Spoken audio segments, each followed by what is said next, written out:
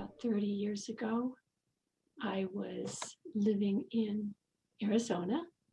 I had grown up in a small town in Oregon where there was basically very little, if any, diversity.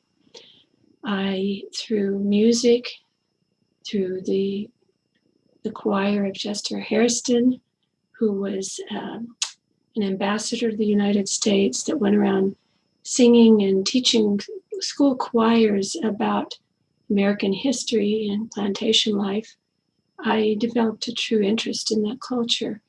I read To Kill a Mockingbird as a child, and something deep within me just said, there is something that's missing from my family's religion. Also, the way that women's issues were dealt with was very disturbing to me. And I realized there's something in the world that's bigger and broader than the boundaries with which we confine ourselves in some of our family traditions. So when I was in my early 30s and living alone with my children, I was far away from any church and just said, I'm going to write down on a piece of paper what I believe and what I would like to teach my children. That's what I did. So we had to move to a different state about 2 years after that. And suddenly my daughter, who had been going to a school of, where she was able to be a leader and have healthy friendships, she suddenly found herself in a school where the definition of leadership was not necessarily healthy. She started to have issues with friends and wondering why these choices that they wanted her to make didn't feel right. And I said to her, why don't you go back to Oregon and visit both of your grandparents on both sides, who are two different religions, by the way.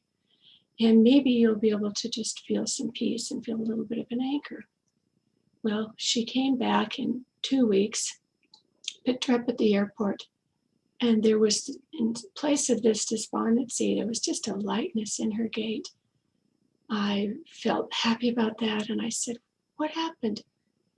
She said, well, I decided I really need a spiritual community.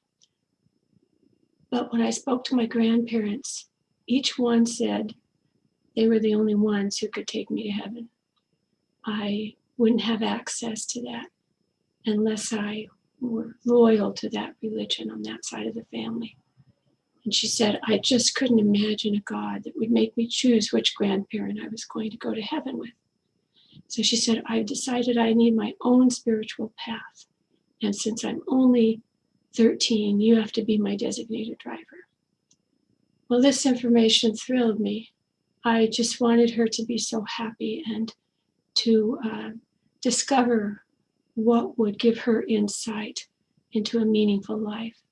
So I said, get in the car, first stop, the library.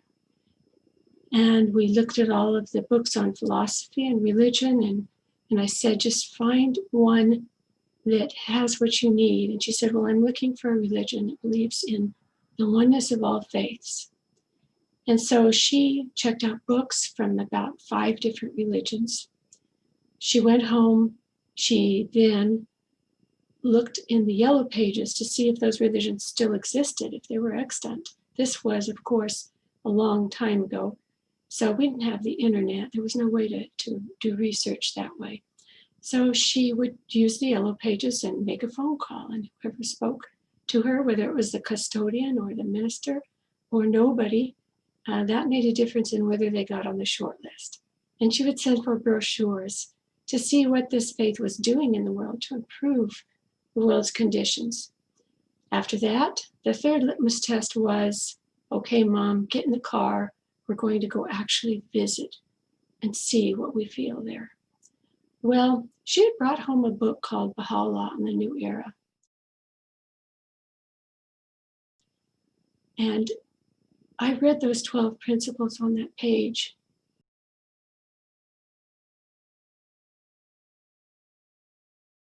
And I said, oh my gosh, this is what I wrote down on my piece of paper. This is what I want my children to know.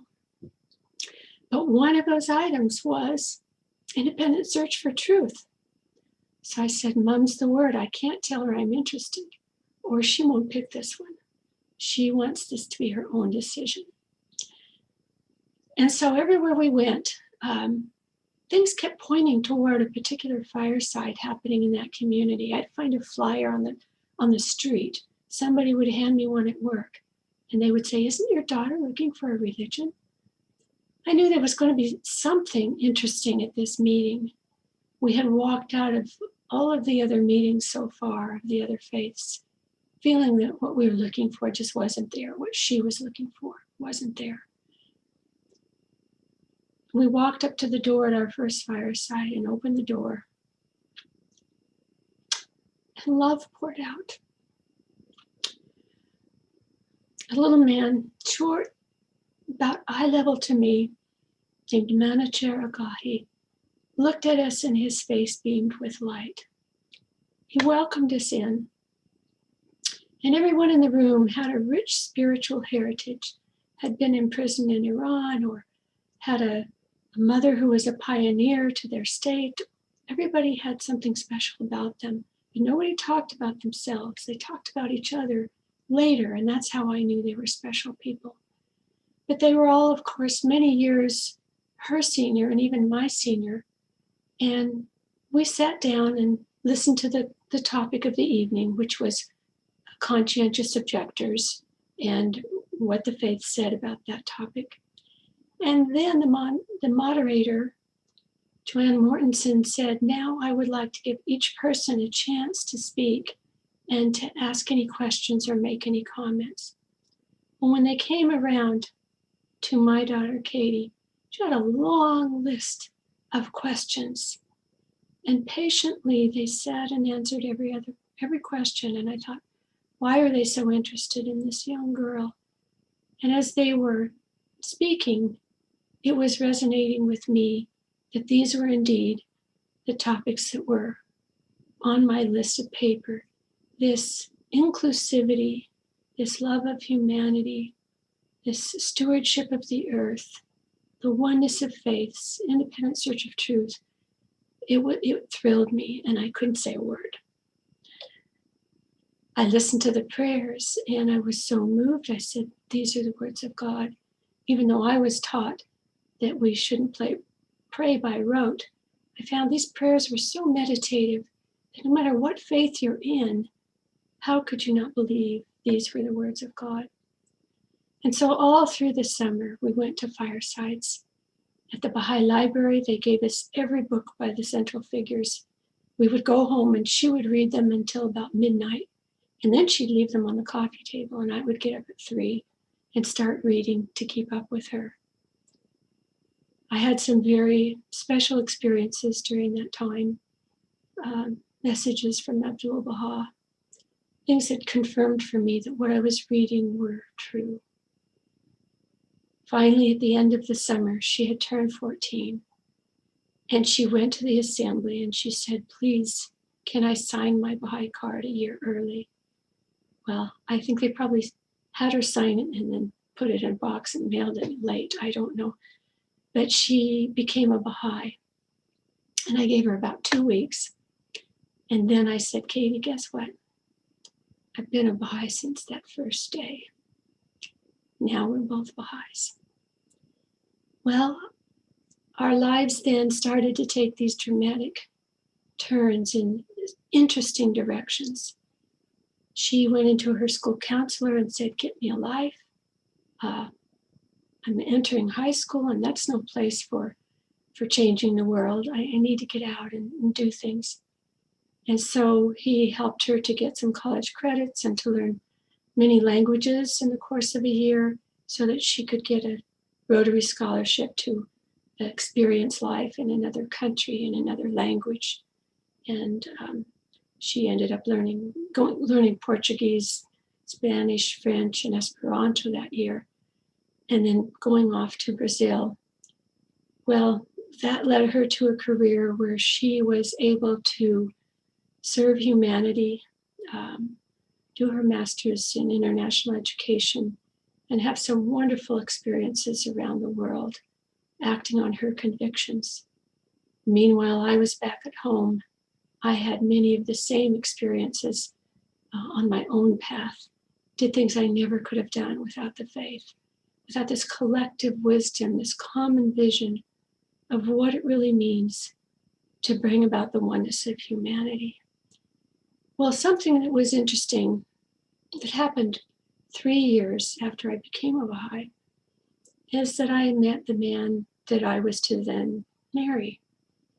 Abdu'l-Baha told us both on the same day that that's what we were supposed to do, even though we'd only known each other 10 days and had a long distance, what we thought was a work relationship. I married this man and found out his interesting story about becoming a Baha'i as a conscientious objector right before he went to Vietnam. Then he told me that right before going, he and the youth in his community in Phoenix, where he had lived at that time, decided to do a service project. So they went him on to every library and placed Baha'u'lláh in the New Era in that library.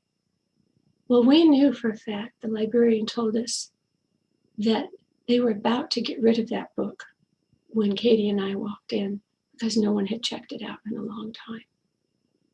But for some reason, they waited, and we were able to check out the book that my husband placed there 30 years earlier. So my daughter is my spiritual mother, which makes my husband my spiritual grandfather. It's been very exciting to live life as a Baha'i and to have the experiences and the sense of purpose and vision that we have had ever since that fateful day that each of us on our own paths discovered the Lord of the Age.